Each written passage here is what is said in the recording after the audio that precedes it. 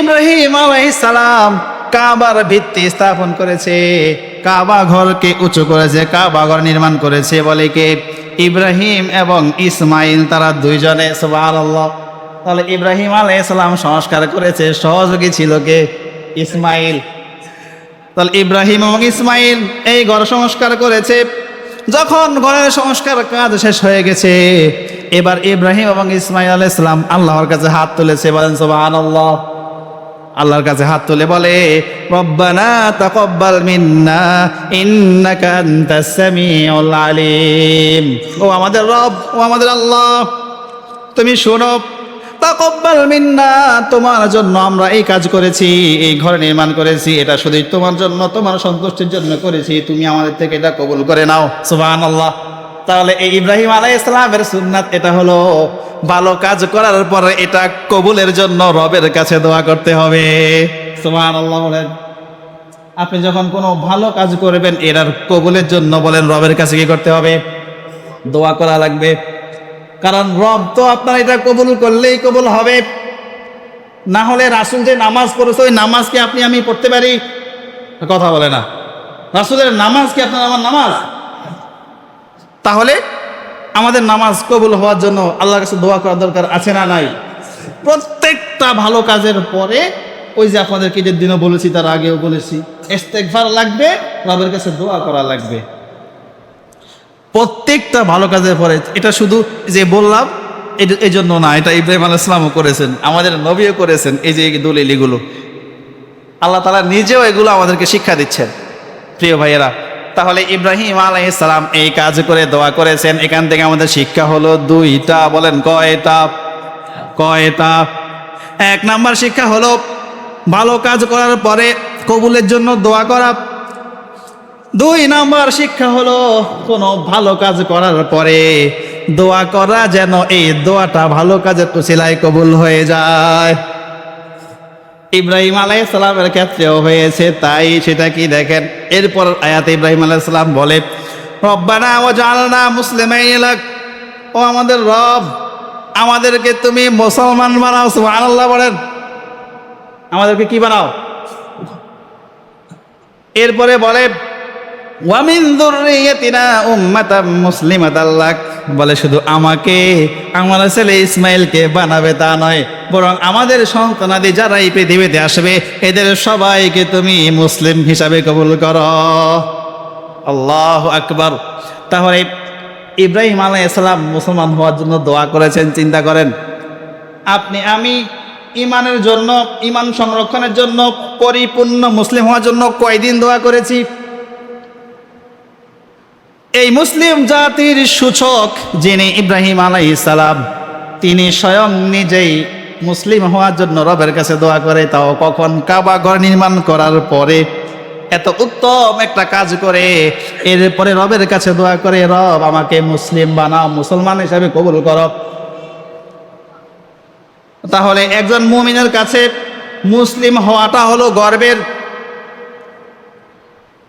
মুসলমান মুসলমান পরিচয় দিতে গর্ববোধ করবে, কারণ মুসলমান যে হয়েছে, দুনিয়ার কোনো কিছু না পেলেও সে রবকে পেয়েছে।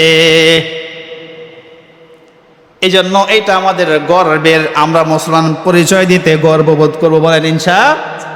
আমাদের মনকে অনেক বড় রাখবো। আল্লাহ আমাদেরকে মুসলমান বানিয়েছেন, আলহামদুলিল্লাহ। পৃথিবীর সব কিছু মুসলমানের কাছে তুচ্ছ।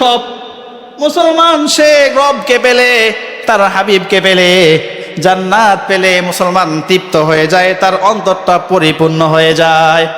কবি কত সুন্দর করে এই কথাগুলো বলেছে। বলে, নাই বা পেলাম অর্থ করি, নাই বা পেলাম ঘর, নাই বা পেলাম সুখের দেখা, হোক না আপন পর, পথের ধুলাই জীবন আমার হোক ধূসর মলিন, অনাহারে অনাদরে যাক না কেটে দিন, তবু দুঃখ আমার নাগাল কবু পাবে না হৃদয়, সব হারালে তাও করি না নিঃস্ব হবার ভয়।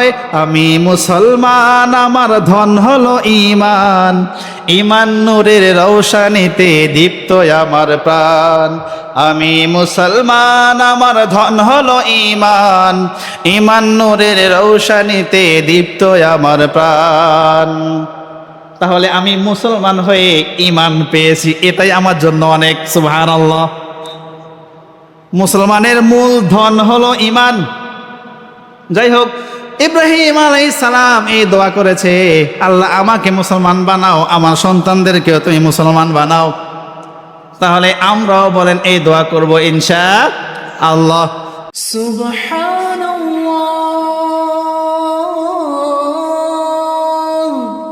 ওয়ালহামদুলিল্লাহ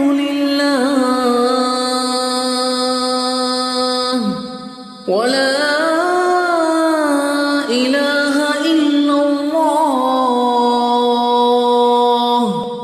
আজকের পবিত্র জুমায় আগত সম্মানিত মুসল্লিয়ান ইকরাম, আমরা সর্বপ্রথম মহান রব্বুল আলামিনের দরবারে প্রাণ ভরে শুকরিয়া আদায় করব, এজন্য যে তিনি আমাদেরকে দয়া করে, মায়া করে, ভালোবেসে দুনিয়ার সকল ব্যস্ততা থেকে ফারেক করে আমাদের হায়াতকে দীর্ঘ করে আমাদেরকে সুস্থ রেখে তার ডাকে সাড়া দিয়ে পবিত্র জুমার নামাজ আদায়ের উদ্দেশ্যে মসজিদে আগে আগে এসে কিছু কথা বলার এবং শোনার সুযোগ করে দিয়েছেন।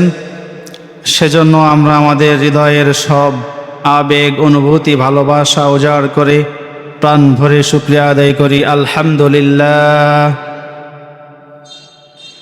সম্মানিত উপস্থিতি, আমরা ইসলামের অন্যতম একটি রোকন, 5টি রোকনের মধ্য থেকে হজ্জে বাইতুল্লাহ সম্পর্কে আলোচনা শুনছিলাম। আমরা গত জুমায় জেনেছি যে আল্লাহ তাআলা পৃথিবীতে সর্বপ্রথম কাবার মাটি সৃষ্টি করেছেন, এরপরে পৃথিবীতে সর্বপ্রথম ঘর হিসাবে কাবা সৃষ্টি করেছেন। এরপরে আমরা জেনেছি 5টি রোকনের মধ্যে হজ একটি রোকন।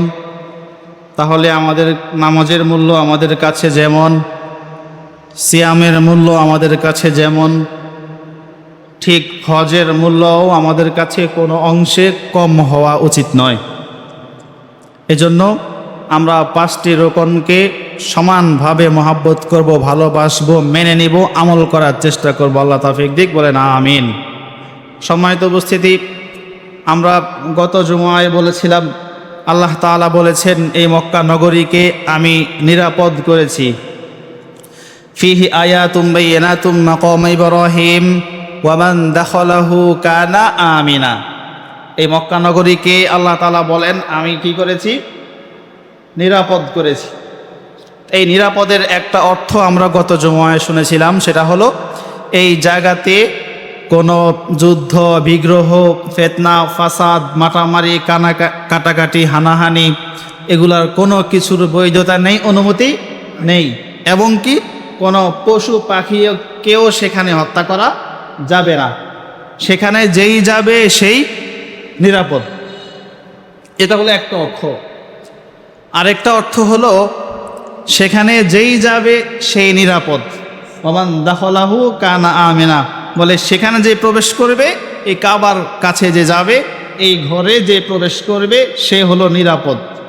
এই কথার আরেকটা অর্থ হলো কেউ যদি ঈমান ইহতিসাবের সাথে যেভাবে সেখানে যাওয়া উচিত, ইখলাসের নিয়ত নিয়ে, হালাল টাকা নিয়ে এবং রবকে সন্তুষ্ট করার উদ্দেশ্যে যদি সেখানে কেউ যেতে পারে, তাহলে সে নিরাপদ হওয়ার আরেক অর্থ হলো আল্লাহ তাকে জাহান্নাম থেকে নিরাপদ করে দিবে। সুবহানাল্লাহ। তাহলে সে আর কখনো জাহান্নামের আগুনে জ্বলবে না, আল্লাহ তার জন্য জান্নাতকে ওয়াজিব করে দিবে। বলেন সুবহানাল্লাহ। তো এই দুইটা হলো এই নগরী নিরাপদ হওয়ার অর্থ। দুইটাই কত সুন্দর।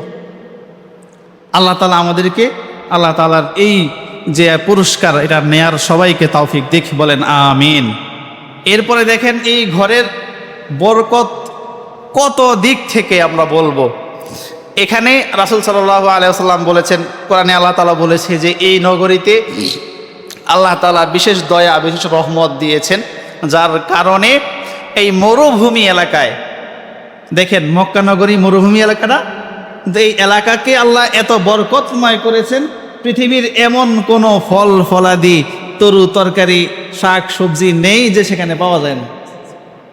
আল্লাহ কোনোভাবে না কোনোভাবে, কোনো দিক থেকে না কোনো দিক থেকে এটাকে বরকত দিয়ে রহমত দিয়ে পরিপূর্ণ করে দিয়েছে। সুবহানাল্লাহ। এটা আল্লাহ তাআলা কিয়ামত পর্যন্ত রাখবেন, সে কথা আমরা শুনবো ইনশাআল্লাহ। তো এই ঘরের বরকতে এখানে কোনো কিছুর আল্লাহ তাআলা অভাব দেয়নি প্রিয় ভাইয়েরা। এই জন্য আমরা যে আমাদের বিধান পালন করার জন্য যাব শুধু এইটুকু না, বরং আমাদের ইতিহাস, আমাদের ঐতিহ্য সৃষ্টিগতভাবে এটার সাথে আমরা সম্পৃক্ত। এই জন্য আমাদের পিতা আদম আলাইহিস সালামের বসবাস ছিল সেখানে, আমাদের নবী প্রিয় নবী মুহাম্মদ মুস্তাফা সাল্লাল্লাহু আলাইহি ওয়াসাল্লাম জন্মগ্রহণ করেছেন সেখানে। এই দিলের টানে আন্তরিকতা ভালোবাসা, রবের ঘর সেখানে, রবের ঘরটাকে দুই নয়নে দেখার জন্য হলেও আমাদের সেখানে যাওয়া উচিত।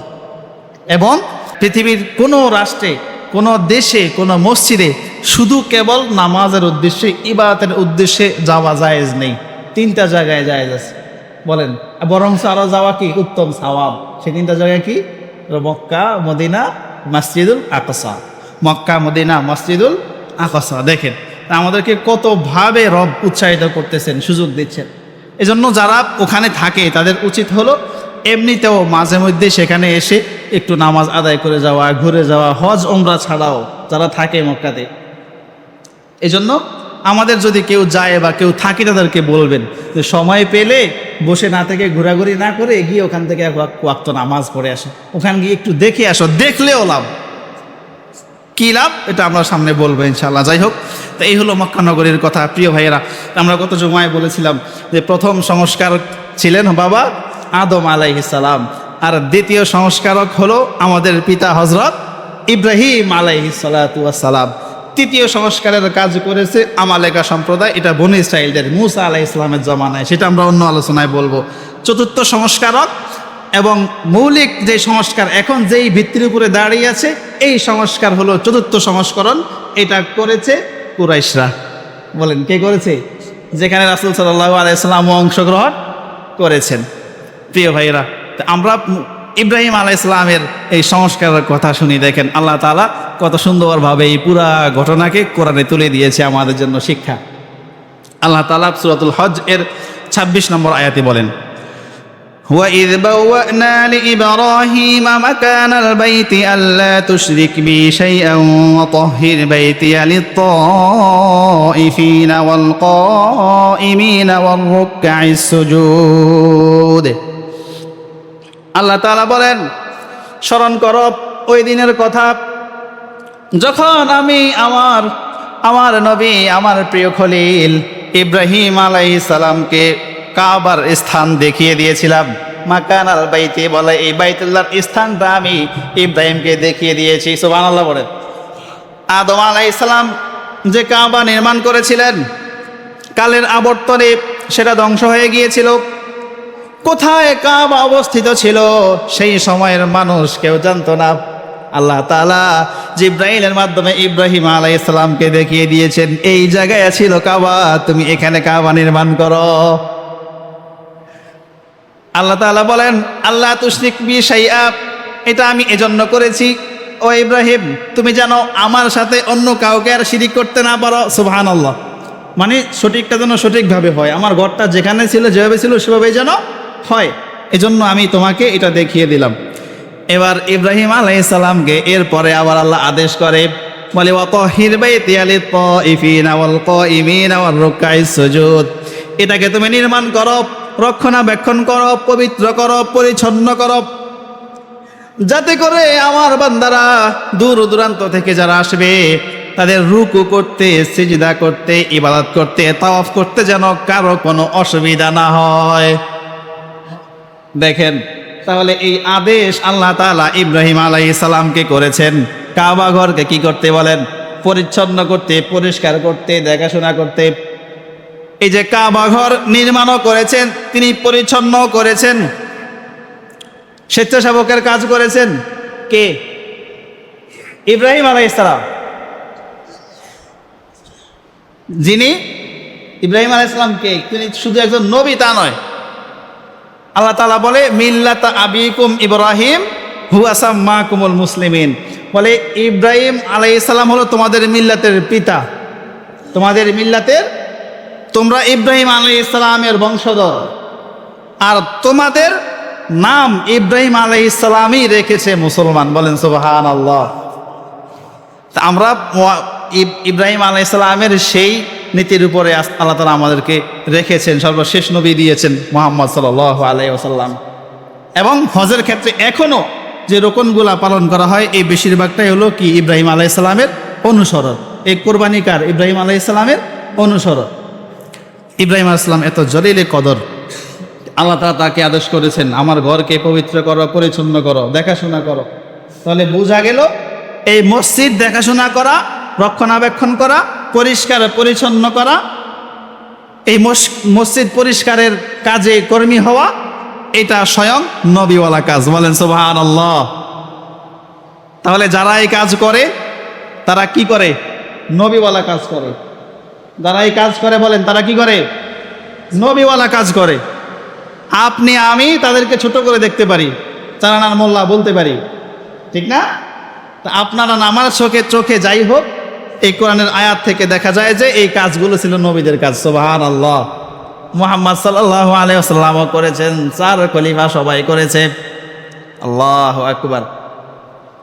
আল্লাহ তাআলা মারইয়াম আলাইহিস সালামের গর্ভে ঈসা আলাইহিস সালামকে দিয়েছেন কিসের সুবাদে? ওই যে বাইতুল মাকদাসের খিদমত করেছেন, কত খেদমত করেছেন। তাহলে বোঝা গেল এইটা আমাদের ধর্মীয় ঐতিহ্য, এটা আমাদের নবীদের কাজ ছিল। আজকে সেটাকে আপনি ছোট করে দেখতেছেন কেন? হ্যাঁ, আপনাদেরকে অতীতে একবার বলেছি যে এই কাজকে ছোট করা দেখা হলো, এটা শয়তানের একটা ধোঁকা। বলেন শয়তানের একটা কি? এটা কত বড় কাজ, এই কাজ নবীদেরকে করেছে। আপনি যদি এদেরকে ছোট করে দেখেন তাহলে ওই নবীদেরকে ছোট করা হবে। নাউজুবিল্লাহ মিন যালিক। প্রিয় ভাইয়েরা, এই জন্য আমরা তো করবই না, তাদেরকে তো ছোট করবই না, তাদেরকে সম্মান দিয়ে কথা বলবো এবং আমরা নিজেরাও এই কাজে শরীক হওয়ার চেষ্টা করব। বলেন ইনশাআল্লাহ। কারণ এটা কার কাজ? নবীদের কাজ। এই আদেশ কার? আল্লাহ। আল্লাহ সরাসরি ইব্রাহিম আলাইহিস সালামকে আদেশ করে বলে ওয়াতাহির, বলে তুমি এটাকে পরিষ্কার করো। এই কাবা ঘর নির্মাণ করেছো, এটা কি করো? পরিষ্কার করো। যেন আবার আল্লাহ বলেও দিচ্ছে, বলে কেন? ওয়াতাহির বাইতিয়া লিত-তাইফিন, যারা তওয়াফ করবে এদের সুবিধার্থে, ওয়াল কাইমিন, যারা নামাজ পড়বে এদের সুবিধার্থে, ওয়ার রুকআই সুজুদ, যারা রুকু করবে, সিজদা করবে, নামাজ পড়বে, এদের সবাই যেন আরামসে করতে পারে, এই জন্য তুমি এটাকে এইভাবে করো। সুবহানাল্লাহ। তাহলে বোঝা গেল এই যে নামাজকারীদের জন্য মসজিদকে সুন্দর করা, সাজানো, এটাও আল্লাহ তাআলা এখানে আদেশ করেছে। আপনারা কথা বুঝেছেন? যেন নামাজকারীরা এখানে এসে নিরাপদে সুন্দরভাবে আরামসে নামাজ পড়ে যেতে পারে। ঠিক আছে না? ফ্যান লাগাইবেন, এসি লাগাইবেন, তারপরে সুন্দর করে এটাকে সাজায় গোছায় রাখবেন, পরিষ্কার পরিচ্ছন্ন করে রাখবেন। এটা আল্লাহর আদেশ ইব্রাহিম আলাইহিস সালামকে করেছেন। আল্লাহু আকবার। এরপরে আল্লাহ তাআলা বলে ওয়াইদ ইয়ারফাউ ইব্রাহিমুল কওয়াইদা মিনাল বাইতি ওয়া ইসমাঈল, বলে আমার বান্দারা শোনো, বলে ইব্রাহিম আলাইহিস সালাম কাবার ভিত্তি স্থাপন করেছে, কাবা ঘরকে উঁচু করেছে, কাবা ঘর নির্মাণ করেছে। বলে কে? ইব্রাহিম এবং ইসমাইল, তারা দুইজনে। সুবহানাল্লাহ। তাহলে ইব্রাহিম আলাইহিস সালাম সংস্কার করেছে, সহযোগী ছিল কে? ইসমাইল। তাহলে ইব্রাহিম এবং ইসমাইল এই ঘর সংস্কার করেছে। যখন ঘরের সংস্কার কাজ শেষ হয়ে গেছে, এবার ইব্রাহিম এবং ইসমাইল আলাইহিস সালাম আল্লাহর কাছে হাত তুলেছে। বলেন সুবহানাল্লাহ। আল্লাহর কাছে হাত তুলে বলে রব্বানা তাকাব্বাল মিন্না ইন্নাকা আনতাস সামিউল আলিম, ও আমাদের রব, ও আমাদের আল্লাহ, তুমি শোনো, তাকাব্বাল মিন্না, তোমার জন্য আমরা এই কাজ করেছি, এই ঘর নির্মাণ করেছি, এটা শুধু তোমার জন্য, তোমার সন্তুষ্টির জন্য করেছি, তুমি আমাদের থেকে এটা কবুল করে নাও। সুবহানাল্লাহ। তাহলে এই ইব্রাহিম আলাইহিস সালামের সুন্নাত এটা হলো ভালো কাজ করার পরে এটা কবুলের জন্য রবের কাছে দোয়া করতে হবে। সুবহানাল্লাহ। বলেন আপনি যখন কোনো ভালো কাজ করবেন এটার কবুলের জন্য বলেন রবের কাছে কি করতে হবে? দোয়া করা লাগবে। কারণ রব তো আপনার এটা কবুল করলেই কবুল হবে, না হলে রাসূল যে নামাজ পড়েছে ওই নামাজ কি আপনি আমি পড়তে পারি? কথা বলে না। রাসূলের নামাজ কি আপনার আমার নামাজ? তাহলে আমাদের নামাজ কবুল হওয়ার জন্য আল্লাহর কাছে দোয়া করার দরকার আছে না নাই? প্রত্যেকটা ভালো কাজের পরে ওই যে আপনাদেরকে যে দিনও বলেছি, তার আগেও বলেছি, ইস্তেগফার লাগবে, রবের কাছে দোয়া করা লাগবে প্রত্যেকটা ভালো কাজের পরে। এটা শুধু যে বললাম এই জন্য না, এটা ইব্রাহিম আলাইহিস সালামও করেছেন, আমাদের নবীও করেছেন। এই যে দলিল এগুলো আল্লাহ তাআলা নিজেও এগুলো আমাদেরকে শিক্ষা দিচ্ছেন প্রিয় ভাইয়েরা। তাহলে ইব্রাহিম আলাইহিস সালাম এই কাজ করে দোয়া করেছেন। এখান থেকে আমাদের শিক্ষা হলো দুইটা। বলেন কয়টা? কয়টা? এক নাম্বার শিক্ষা হলো ভালো কাজ করার পরে কবুলের জন্য দোয়া করা। দুই নাম্বার শিক্ষা হলো কোনো ভালো কাজ করার পরে দোয়া করা যেন এই দোয়াটা ভালো কাজের উসিলায় কবুল হয়ে যায়। ইব্রাহিম আলাইহিস সালামের ক্ষেত্রেও হয়েছে তাই। সেটা কি দেখেন, এরপর আয়াতে ইব্রাহিম আলাইহিস সালাম বলে রব্বানা ওয়াজআলনা মুসলিমাইন লাক, ও আমাদের রব আমাদেরকে তুমি মুসলমান বানাও। সুবহানাল্লাহ বলেন, আমাদেরকে কি বানাও? এরপরে বলে ওয়া মিন যুররিয়াতিনা উম্মাতাম মুসলিমাতাল লাক, বলে শুধু আমাকে, আমার ছেলে ইসমাইলকে বানাবে তা নয়, বরং আমাদের সন্তানাদি যারা এই পৃথিবীতে আসবে এদের সবাইকে তুমি মুসলিম হিসাবে কবুল করো। আল্লাহু আকবার। তাহলে ইব্রাহিম আলাইহিস সালাম মুসলমান হওয়ার জন্য দোয়া করেছেন। চিন্তা করেন, আপনি আমি ইমানের জন্য, ইমান সংরক্ষণের জন্য, পরিপূর্ণ মুসলিম হওয়ার জন্য কয়দিন দোয়া করেছি? এই মুসলিম জাতির সূচক যিনি ইব্রাহিম আলাইহিস সালাম, তিনি স্বয়ং নিজেই মুসলিম হওয়ার জন্য রবের কাছে দোয়া করে। তাও কখন? কাবা ঘর নির্মাণ করার পরে। এত উত্তম একটা কাজ করে এরপরে রবের কাছে দোয়া করে, রব আমাকে মুসলিম বানাও, মুসলমান হিসাবে কবুল করো। তাহলে একজন মুমিনের কাছে মুসলিম হওয়াটা হলো গর্বের। মুসলমান মুসলমান পরিচয় দিতে গর্ববোধ করবে, কারণ মুসলমান যে হয়েছে দুনিয়ার কোনো কিছু না পেলেও সে রবকে পেয়েছে। এই জন্য এটা আমাদের গর্বের, আমরা মুসলমান পরিচয় দিতে গর্ববোধ করবো। বলেন ইনশাআল্লাহ। আমাদের মনকে অনেক বড় রাখবো। আল্লাহ আমাদেরকে মুসলমান বানিয়েছেন, আলহামদুলিল্লাহ। পৃথিবীর সব কিছু মুসলমানের কাছে তুচ্ছ। মুসলমান সে রবকে পেলে, তার হাবিবকে পেলে, জান্নাত পেলে মুসলমান তৃপ্ত হয়ে যায়, তার অন্তরটা পরিপূর্ণ হয়ে যায়। কবি কত সুন্দর করে এই কথাগুলো বলেছে। বলে নাই বা পেলাম অর্থ করি, নাই বা পেলাম ঘর, নাই বা পেলাম সুখের দেখা, হোক না আপন পর, পথের ধুলাই জীবন আমার হোক ধূসর মলিন, অনাহারে অনাদরে যাক না কেটে দিন, তবু দুঃখ আমার নাগাল কবু পাবে না হৃদয়, সব হারালে তাও করি না নিঃস্ব হবার ভয়, আমি মুসলমান আমার ধন হলো ঈমান, ঈমান নূরের রৌশনীতে দীপ্ত আমার প্রাণ, আমি মুসলমান আমার ধন হলো ঈমান, ঈমান নূরের রৌশনীতে দীপ্ত আমার প্রাণ। তাহলে আমি মুসলমান হয়ে ঈমান পেয়েছি, এটাই আমার জন্য অনেক। সুবহানাল্লাহ। মুসলমানের মূল ধন হলো ঈমান। যাই হোক, ইব্রাহিম আলাইহিস সালাম এই দোয়া করেছে, আল্লাহ আমাকে মুসলমান বানাও, আমার সন্তানদেরকেও তুমি মুসলমান বানাও। তাহলে আমরাও বলেন এই দোয়া করব ইনশাআল্লাহ। বলবেন যে আমরা তো মুসলমানই আছি, তাহলে আমরা আবার এই দোয়া করব, করার দরকারটা আছে কি? আপনি মুসলমান আছেন? একটা হাদিস শুনাই আল্লাহ রাসূলের, শুনেন। আল্লাহ রাসূল সাল্লাল্লাহু আলাইহি ওয়াসাল্লাম বলেছেন, শেষ জামানায় এমন একটা সময় আসবে যেই সময় মানুষের ঈমান যে চলে যাবে মানুষ বুঝতেই পারবে না। এমন এমন কাজ মানুষ করবে, এটাকে সঠিক মনে করে করবে, তার ঈমান নাই, সে জানেও না। বলে এমন এমন মসজিদ পাওয়া যাবে যেই মসজিদের একজন মানুষও মুমিন না, ঈমান নাই, স্বয়ং যিনি নামাজ পড়াচ্ছেন ওই ইমামেরও ঈমান নাই, সে নিজেও জানে না। নাউজুবিল্লাহ পড়েন। আল্লাহ আমাদের সবাইকে এই বদদোয়া থেকে, এইটা দেখা থেকে আমাদেরকে হেফাজত করো, বলেন আমিন। এই সময় আসবে। এজন্য আমরা শুধু নিজেদেরকে মুসলিম ঘরে আছি বিদায় মুসলমান বলে তৃপ্তি ঢেকুর তোলার কোনো সুযোগ নাই। আমাদের সব সময় দোয়া করতে হবে, আল্লাহ আমাদেরকে মুসলমান বানাও, বলেন আমিন। ইব্রাহিম আলাইহিস সালাম এই দোয়া করার পরে আরো দোয়া করে, বলে ওয়া আরিনা মানাসিকানা ওয়া আরিনা মানাসিকানা ওয়া তুব আলাইনা ইন্নাকা আনতাত তাওয়াবুর রহিম। ইব্রাহিম আলাইহিস সালাম বলে, ওগো আল্লাহ, তোমার ঘর আমি নির্মাণ করেছি, এবার তুমি আমাকে শিক্ষা দাও, আমাকে দেখিয়ে দাও, পদ্ধতি বলে দাও কিসের ইবাদাতের, নামাজ কিভাবে পড়বো, রোজা কিভাবে রাখবো, আরো যত ইবাদত আছে, হজ কিভাবে করব, কোরবানি কিভাবে করব, আমাকে এগুলো তুমি দেখিয়ে দাও, শিক্ষা দিয়ে দাও। সুবহানাল্লাহ। দেখেন, ভালো কাজগুলো করার জন্য রবের সাহায্য চেয়েছে কে? ইব্রাহিম আলাইহিস সালাম। এই বুঝেন। আবার আবার এটা বলিয়েন না যে হুজুর ইব্রাহিম আলাইহিস সালামের জামানায় তো নামাজ ছিল না, এভাবে আপনি যে বলেন নামাজের কথা।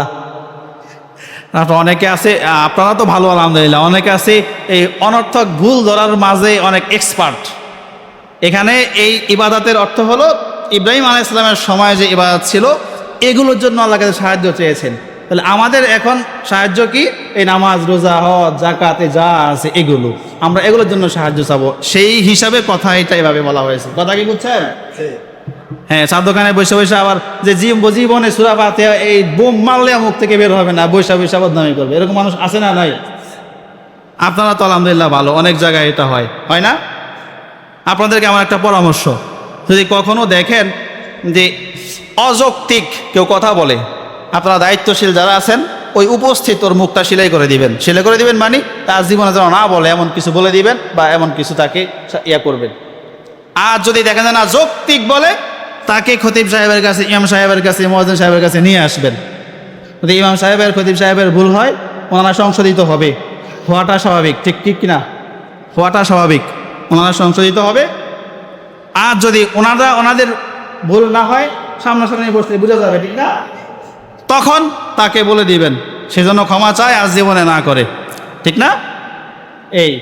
আর এই ভুল ধরার পদ্ধতি আছে, খেয়াল করেন।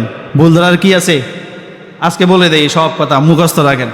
ভুল ধরার পদ্ধতি হলো তথ্য উপাত্য, এগুলার মধ্যে মত ভিন্নতা আছে। যেমন আমি যেগুলো পড়ছি এগুলা শুধুই আয়াত থেকে পড়ছি, কিন্তু এই ইতিহাসটা যদি আপনি বই থেকে পড়েন, দেখবেন যে দুইটা বইয়ে দুই রকম। কথা মনোযোগ দেন। দুইটা বইয়ে কয় রকম? দুই রকম। আমাদের স্বাধীনতার ইতিহাস, আমাদের স্বাধীনতার ইতিহাস যদি শেখ মুজিবের নামে লেখা হয়েছে, মেজর জিয়াউর রহমান নামেও কি লেখা হয়েছে, বলেন তো দুইটা বইয়ের দৃষ্টিভঙ্গি কি এক না ভিন্ন? সহজ উত্তর, সহজ কথা। তাহলে লেখকের ভিন্নতার কারণে তত্ত্ব উপাত্তের মধ্যে ভিন্নতা কি আসে। কিছু মাসআলা আছে এরকম যেগুলোর মধ্যে একটু মত ভিন্নতা আছে। আমরা হাত বাঁধি এখানে, কেউ বাঁধে কোথায়? বুকে। আমরা আমিন বলি আস্তে, কেউ বলে কি জোরে। কেউ বলেছে ওই যে কি বলে ফাতরা, টাকা দিয়ে দিতে হবে। কেউ বলেছে টাকা দিয়ে দিলে জায়েজই হবে না, খাবার দিয়ে দিতে হবে। দুই পক্ষেই বড় বড় আলেমরা আছে না নাই? এই যে এরকম ভিন্নতা থাকলে এটা নিয়ে ফাইজলামি করবেন না। কারণ খেয়াল রাখবেন, যেই কথার মধ্যে কোনো ফরজ ওয়াজিব লঙ্ঘন হওয়ার সম্ভাবনা থাকে, ওইটাতে গিয়ে আপনারা কথা বলবেন। কথা কি বুঝছেন? কথা বুঝছেন? আচ্ছা বলেন তো, যে ইতিহাসগুলো বললাম এগুলো কি আমাদের কিছু আছে? আমাদের ঐতিহ্য আমরা বললাম। তত্ত্বপাত্রের মধ্যে কোনো 19-20 হলে এটা নিয়ে প্রয়োজন নেই। যদি বুঝেন যে এই কথা আমরা মানলে আমাদের ফরজের মধ্যে সমস্যা হয়, এই কথা আমরা মানলে আমাদের ওয়াজিবের মধ্যে সমস্যা হয়, তখন অবশ্যই আপনার এই কথা বলতে হবে, সেটা দিনের জন্যই। কথা ক্লিয়ার? এই নীতি অবলম্বন করে তারপরে চলবেন, কথা বলবেন। আজকে সবাইকে বলে দিলাম, অযথা অনর্থক কথার শেষ নাই।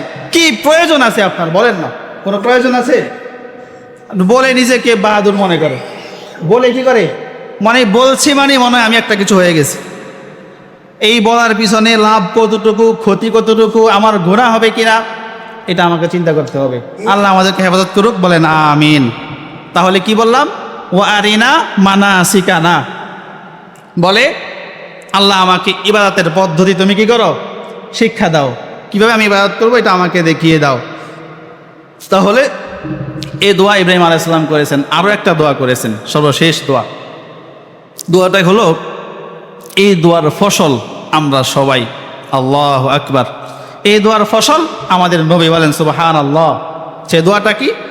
আল্লাহ তাআলা বলে, ইব্রাহিম আলাইহিস সালাম বলে, রব্বানা ওয়াবআস ফীহিম রাসূলাম মিনহুম ইয়াতলু আলাইহিম আয়াতিকা ওয়া ইউআল্লিমুহুমুল কিতাবা ওয়াল হিকমা ওয়া ইউযাক্কিহিম ইন্নাকা আনতাল আজিজুল হাকীম। ইব্রাহিম আলাইহিস সালাম বলে, ও আমার রব, শোনো, আমাকে তুমি মুসলমান বানাবে, আমার সন্তানদেরকেও তুমি মুসলমান বানাবে। এইটুকু শেষ না, বরং তাদের মধ্য থেকে এমন একজন মানুষ নির্বাচিত করো, এমন একজন রসুল নির্বাচিত করো, যে তোমার আয়াতগুলো পড়ে পড়ে মানুষদেরকে শোনাবে, মানুষকে শিক্ষা দিবে এবং হিকমা শিক্ষা দিয়ে মানুষকে পরিশুদ্ধ করবে। বলেন সুবহানাল্লাহ। তিনি দোয়া করেছেন, আমার বংশধরদেরকে তুমি মুসলমান বানাও। এইটুকু বানাইলে শেষ হবে না, তাদের মধ্য থেকে এমন নবী নির্বাচিত করে দাও, যিনি মানুষদেরকে এরকম পরিশুদ্ধ করবে, হেদায়েত দিবে, তিলাওয়াত করবে, শিক্ষা দিবে, তাদেরকে তোমার পথে ডাকবে, এমন একজন মানুষ, পাক্কা মানুষ তুমি সিলেক্ট করে দাও। সব মুফাসসিরগণ বলে, ইব্রাহিম আলাইহিস সালামের এই দোয়ার ফসল হলো মুহাম্মদ সাল্লাল্লাহু আলাইহি ওয়াসাল্লাম। সুবহানাল্লাহ বলেন। আল্লাহ তাআলা ইব্রাহিমের দোয়া এমনভাবে কবুল করেছে, বলেছি না, এই পরিবারের সব কিছু রবের কাছে এত পছন্দ হয়েছে, সব কিছুকে দৃষ্টান্ত করে দিয়েছে, এই দোয়া কবুল করেছে। কেমন কবুল করেছে? শুধু নবী দেয় নাই, এই নবীকে সাইয়্যিদুল মুরসালিন, সাইয়্যিদুল আম্বিয়া, সব নবীদের সরদার ঘোষণা করা হয়েছে। সুবহানাল্লাহ। তা আমরা সেই নবীর উম্মত হয়ে আমরা কত ভাগ্যবান, আলহামদুলিল্লাহ। তাহলে আমাদের এই ভাগ্যের পিছনে ইব্রাহিম আলাইহিস সালামের দোয়ার বরকত আছে না নাই? সুবহানাল্লাহ। এই যে ইব্রাহিম আলাইহিস সালামের এই দোয়ার ফসল ছিল আমাদের নবী, তার প্রমাণ কোরআনেও আছে। সূরাতুল বাকারা 151 নম্বর আয়াত, আল্লাহ তাআলা বলে, শুনেন, কামা আরসালনা ফীকুম রাসূলাম মিনকুম ইয়াতলু আলাইকুম আয়াতিনা ওয়া ইউযাক্কিকুম ওয়া ইউআল্লিমুকুমুল কিতাবা ওয়াল হিকমা ওয়া ইউআল্লিমুকুম মা লাম তাকুনু তা'লামুন। ইব্রাহিম আলাইহিস সালাম যে দোয়া করেছে, বলে কোরআন শিক্ষা দিবে, তেলাওয়াত করবে, তোমাদেরকে পরিশুদ্ধ করবে, এরকম লোক আল্লাহ পাঠাও। এবার আল্লাহ বলে, তোমাদের মধ্যে আমি এমন লোক পাঠিয়েছি, ইয়াতলু আলাইকুম আয়াতিনা, যে তোমাদেরকে আমার আয়াতগুলো পড়ে পড়ে শোনায়। সুবহানাল্লাহ। ওয়া ইউযাক্কিকুম, তোমাদেরকে পরিশুদ্ধ করে, হেদায়েত দেয়। ওয়া ইউআল্লিমুকুমুল কিতাবা ওয়াল হিকমা, কিতাব এবং হিকমত, এগুলো তোমাদেরকে শিক্ষাও দেয়। সুবহানাল্লাহ। তাহলে ইব্রাহিম আলাইহিস সালামের যে দোয়া, এই দোয়া, এই কথা মিলছে কিনা? হুবহু মিলছে কিনা? ইব্রাহিম দোয়া করেছেন এটা, আল্লাহ এবার তারপরে বলে যে এটা আমি তোমাদেরকে দিলাম। সুবহানাল্লাহ। তিনি কে? আমাদের নবী, প্যারা নবী মুহাম্মদ মুস্তাফা সাল্লাল্লাহু আলাইহি ওয়াসাল্লাম। তাহলে ইব্রাহিম আলাইহিস সালাম কাবা ঘর নির্মাণের পরে এই দোয়াগুলো করেছেন, এগুলো সব আল্লাহ কবুল করেছে। আমরাও ভালো কোনো কাজ যখন করব, তেলাওয়াত করে যখন কোরআন খতম করব, বিশেষ কোনো উদ্দেশ্যে আমরা নামাজ পড়ব, বিশেষ বিশেষ সময়ে ভালো কাজ করব, এরপরে আমরা রবের কাছে দোয়া করব, বলেন ইনশাআল্লাহ। ইব্রাহিম আলাইহিস সালামের দোয়া কবুল হয়েছে, কাবা ঘর নির্মাণ হয়েছে, ইবাদত শুরু হয়ে গিয়েছে। কাবা ঘরের কাজ শেষ, আল্লাহ তাআলা ইব্রাহিমকে আদেশ করে, ওমর ইব্রাহিম শোনো, ওয়াযিন ফিন-নাসি বিল-হাজ্জি ইয়াতুকা রিজালান ওয়া আলা কুল্লি দামিরিন ইয়াতিনা মিন কুল্লি ফাজ্জিন আমিক। এবার আজান দিয়ে দাও, আজান দাও মানে ঘোষণা দাও, এলান দিয়ে দাও, পৃথিবীর দূর দূরান্ত থেকে সবাই যেন সাধ্যমতো পায়ে হেঁটে হোক, ঘোড়া বা উটের পিঠে সাওয়ার করে হোক, তারা সবাই যেন আমার এই ঘর তাওয়াফ করতে এসে। ইব্রাহিম আলাইহিস সালাম সেই দিন আজান দিয়েছে, আহ্বান করেছে। ইব্রাহিম আলাইহিস সালামের ওই আজানে, ওই আহ্বানে আমরা রূহের জগৎ থেকে যারা লাব্বাইক লাব্বাইক আল্লাহুম্মা লাব্বাইক এটা বলেছে, এদের সবার কপালে হজ নসিব হয়ে যাবে। তাহলে ইব্রাহিম আলাইহিস সালামের সেই দিনের আহ্বানে সাড়া দিয়েছে যারা, তাদেরকে আল্লাহ তাআলা এই হজ্জে বাইতুল্লাহ নসিব একদিন না একদিন করাবেই। আমরা জানি না, আল্লাহ আমাদেরকে কবুল করে, বলেন আমিন। তাহলে ইব্রাহিম আলাইহিস সালামের ওই ছিল আহ্বান। এই যে হজ শুরু হয়ে গেল, আলহামদুলিল্লাহ, আজকের এই দিন পর্যন্ত আছে না নাই? কিয়ামত পর্যন্ত এই হজ থাকবে, এই ঘরের তাওয়াফ চলবে, কিন্তু সব মানুষের ভাগ্যে এটা হবে না। এই জন্য বেশি বেশি দোয়া করতে হবে, বেশি বেশি দোয়া করতে হবে, আল্লাহ আমাদের কাউকে তুমি হজ্জে বাইতুল্লাহ নসিব না করে পরবারে ডাক দিও না। দোয়া করবেন, বেশি বেশি দোয়া করবেন। এটা তো আমাদের বিধান পালন করবো, তাছাড়াও রবের টানে সেখানে যাব, রবের নিদর্শন সেখানে আছে। আমাদের প্রিয় নবী মুহাম্মদ সাল্লাল্লাহু আলাইহি ওয়াসাল্লাম সেখানে ছিল, এই পথে তিনি হেঁটেছেন, এই জায়গায় তিনি ছিলেন, সেখানে তার কবর আছে, সেখানে কত হাজারো নিদর্শন আছে। আবু বকর, উমর, উসমান, আলীর পদচারণা, সেটা বেলালের রক্ত এই মাটিতেই ঝরেছে, সুমাইয়া রাদিয়াল্লাহু তাআলা আনহার রক্ত এই মাটিতেই ঝরেছে। মুমিনের অন্তর রবের ভালোবাসা যাদের পরিপূর্ণ আছে, তারা জীবন দিয়ে হলেও এই ঘরে একবার যাওয়ার চেষ্টা করে, কারণ সেখানে রবকে পাওয়া যায়। সেখানে রাসূল সাল্লাল্লাহু আলাইহি ওয়াসাল্লামের জায়গাগুলো দেখলে রাসূলের কথা মনে হবে আপনার, এই পথে রাসূল হেঁটেছিল। ঠিক না? আপনার আমার জন্ম যদি সেখানে তখন হতো, আমরা তো রাসূল সাল্লাল্লাহু আলাইহি ওয়াসাল্লামকে দেখতাম। তো ওই সৌভাগ্য আমাদের হয় নাই, কিন্তু রাসূল সাল্লাল্লাহু আলাইহি ওয়াসাল্লাম কিছু আমল আমাদেরকে বলে দিয়েছেন যে এগুলো তোমরা করলে আমার সাথে হজ করার, উমরা করার তোমরা সওয়াব পাবে এবং জান্নাতে আমার সাথে সাক্ষাৎ হবে। বলেন সুবহানাল্লাহ। মনে আকাঙ্ক্ষা থাকতে হবে, দোয়া বেশি বেশি করতে হবে। আর ভাববেন, হায় হায় আমার জন্ম যদি হতো সেই আমলে, তাহলে আমিও তো ওমর, আবু বকর, ওসমানের মতো রাসূলের পাশে বসতাম, কথা শুনতাম, রাসূলের পিছে নামাজ পড়তাম। সুবহানাল্লাহ। এজন্য আমরা রাসূলের রওজা জিয়ারতের জন্য, কাবা জিয়ারতের জন্য বেশি বেশি দোয়া করব। এই দ্বিতীয় সংস্কার ইব্রাহিম আলাইহিস সালামের হয়েছে। তৃতীয় সংস্কার করেছে আমালেকা সম্প্রদায়। চতুর্থ সংস্করণ করেছে মক্কার কুরাইশরা। সংক্ষেপে বলে ফেলি, এটা বললে কথা শেষ, খেয়াল করেন। মক্কার কুরাইশরা সেই সময়ে নিয়ত করেছে আল্লাহর ঘরকে কি করবে, সুন্দর করে আবার সাজিয়ে গুছিয়ে তৈরি করবে। তারা কাজ শুরু করে দিয়েছে। ইব্রাহিম আলাইহিস সালাম যে কাঠামোতে তৈরি করেছিলেন, ওই কাঠামো থেকে একটু ভিন্ন করেছে তারা। কেমন? যারা এখন যান, উমরায় যান, হজে যান, দেখবেন মাকাম ইব্রাহিম যে জায়গাটা আছে, ওই যে একটা দেয়াল আছে না ছোট্ট, এই দেয়ালটা সহ পুরাটা ছিল কাবাঘর। তো কুরাইশরা যখন সংস্কার করে, তখন ওই বড় জায়গা পুরাটা ভেঙে এখন যেটুকু আছে এইটুকু তারা করেছে। আগে এটা ছিল একদম সমতল, এখন নামাজ পড়ে যে জায়গাটাতে, এটা সমানভাবে এই কাবাঘরটাও এরকম নিচ থেকে উঠানো হয়েছিল। এরপরে কুরাইশরা যখন সংস্কার করেছে, তারা এটা আরেকটু উঁচু করে দিয়েছে। এখন যে উঁচু আছে না, এখন কিন্তু সেটা সমান নাই, একটু উঁচুতে উঠতে হলে সিঁড়ি দিয়ে উঠতে হয়, ঠিক না? তাহলে এই উঁচুটা করেছে কুরাইশরা। তো এই কুরাইশরা সংস্কারের আগে ইব্রাহিম আলাইহিস সালাম যে করেছেন, দরজা ছিল দুইটা। দরজা কয়টা ছিল? দুইটা। একটা ছিল পশ্চিমে আর একটা ছিল পূর্বে। তো এক পাশে প্রবেশ করতো আর এক পাশ দিয়ে তখন বের হতো। কুরাইশরা যখন সংস্কার করেছে তখন দরজা করে দিয়েছে কয়টা? একটা। এখনো সেই দরজা একটাই আছে।